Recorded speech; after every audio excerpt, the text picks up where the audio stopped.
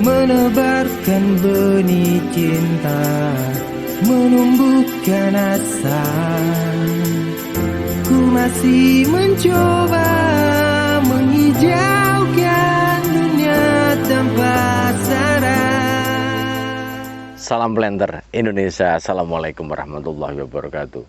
Ada sebuah pertanyaan dari para petani ya, seorang petani atau beberapa petani yang bertanya, Pak Pendi, setelah saya mupuk kok nggak ada hujan? Ini apakah diserap oleh tanaman kelapa sawit atau tidak? Maka jawabannya adalah sangat tergantung dari pupuknya. Maka bahwa di dalam pemupukan kelapa sawit yang paling penting adalah bahwa ketika kita memupuk pupuk dengan bersenyawa garam, misalnya urea, ZA, KCL atau kiserit, maka usahakan dalam 1 minggu ada 2 hari hujan. Ini menjadi intinya. Ketika ada 2 hari hujan, maka kondisi tanah kita adalah sangat lembab.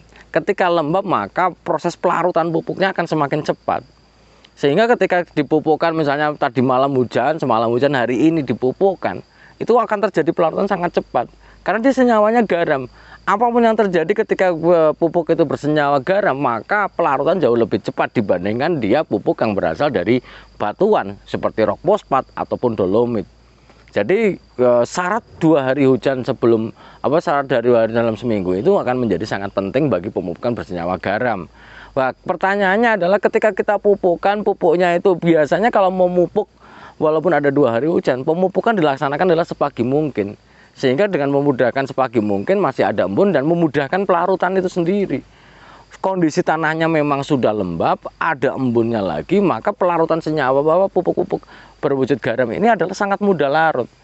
Lah ini ketika nanti tidak ada hujan, apa misalnya besok atau besoknya lagi nggak ada hujan, nggak ada masalah. Karena bahwa kondisinya adalah kondisi yang sudah berada pada kondisi yang lembab.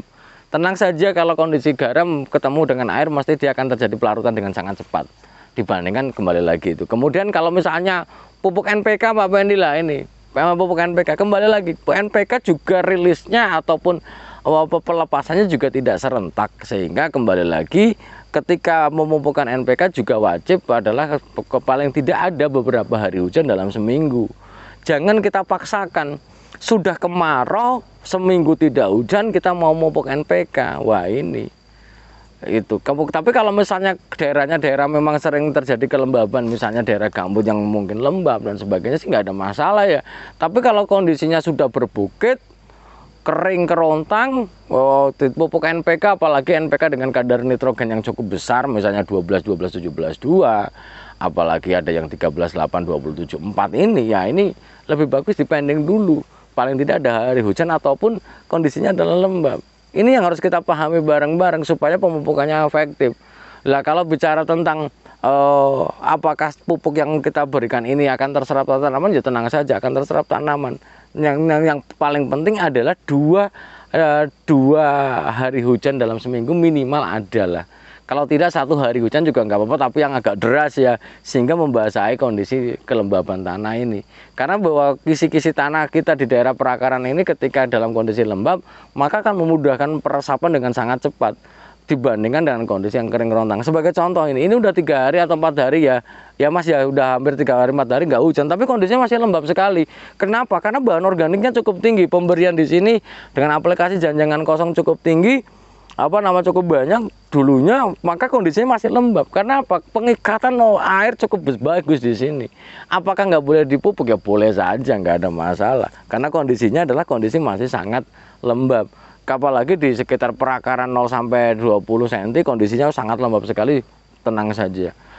Dan paling penting adalah bahwa bagi para bapak-bapak, ibu dan ibu semuanya, usahakan memupuk sepagi mungkin, di mana 1 minggu ada 2 hari hujan. Itu intinya sebenarnya ketika kita mau memupuk dengan pupuk bersenyawa garam. Tapi kalau misalnya memupuk dengan senyawa dari batuan asli, misalnya rock fosfat ataupun dolomit, ya monggo saja, ataupun kalsit, kapur pertanian, ada hujan atau nggak ada hujan juga nggak ada masalah. Kenapa? Karena faktor kehilangannya hampir tidak ada. Karena tidak akan ada penguapan batuan, itu nggak ada. Jadi tenang saja, tetap akan rilis nantinya adalah setelah kena air hujan atau beriring dengan adanya kelembaban semakin banyak terkena dari pupuk-pupuk berdasarkan batuan ditambah dengan air hujan, maka dia nanti akan mulai bereaksi. Namun dalam musim kemarau pun nggak ada masalah. Tapi kalau bersenyawa garam paling tidak ada 2 hari hujan sebelum kita melakukan pemupukan. Dengan kondisi yang cukup lembab maka terserap sangat bagus. Itu saja sih. Jadi intinya kita kalau mau pupuk adalah pahami dalam kondisi alamnya dulu. Jangan kita mau pupuk berdasarkan jadwalnya saja tanpa memperhatikan kondisi lapangannya seperti apa. Kita sudah menjadwalkan Januari, Februari, dolomit masuk rock fosfat, urea, KCl sudah kita jadwalkan, tapi kok nggak ada hujan, kemudian jatuh tempo di jadwal urea, bagaimana? Saya bilang pending saja, nggak ada masalah. Karena sekali lagi bahwa pupuk yang kita berikan pada hari ini tidak dimakan hari ini juga kok, diberikan pada hari ini supaya bahwa terjadi reaksi penyerapan untuk yang nanti akan signifikan terhadap pembuahan kelapa sawit sampai 17 bulan. Jadi nggak ada masalah. Jadi di lahan kita ini masih ada kandungan unsur haranya itu ada, kecuali memang daerah-daerah yang sering pasang surut dengan aliran yang cukup deras. Nah, ini memang kondisinya bisa benar-benar tersapu habis kation-kation bahasanya dari pemupukan kita mau hilang ini seperti hilang magnesiumnya hilang ini. Makanya kalau di daerah-daerah yang yang daerah-daerah banjiran lebih bagus memang harus bagaimana membuat kondisi supaya airnya tidak masuk. Kalau itu masuk adalah lambat keluarnya. Kalau keluarnya cepat, surutnya cepat juga pasti akan alirannya juga cepat dan dia akan membawa kation-kation basah yang hilang yang akan dibawa oleh mereka. Sementara kation basah adalah bagian-bagian kation yang akan diserap oleh tanaman yang diberikan kita melalui pemupukan kita seperti itu loh. Seperti itu. Jadi memang benang merahnya di konten siang hari ini udah Ramadan ini agak-agak goyang, ini udah jam 12. Intinya adalah apakah boleh apakah tetap diserap? Jawabannya adalah diserap. Yang penting faktornya ada 2 hari hujan dalam seminggu, maka kita melakukan pemupukan bersenyawa garam. Kalau tidak ada hari hujan, kemudian jatuh tempo jadwalnya adalah tentang pupuk-pupuk berdasar batuan, ya monggo saja, nggak ada masalah. Mungkin saja dulu yang dapat saya sampaikan pada kesempatan di siang hari ini. Semoga Allah memberikan kesehatan dan kebahagiaan dan memberikan kesempurnaan di dalam ibadah di Ramadan ini. Terima kasih. Salam Planter Indonesia. Assalamualaikum warahmatullahi wabarakatuh.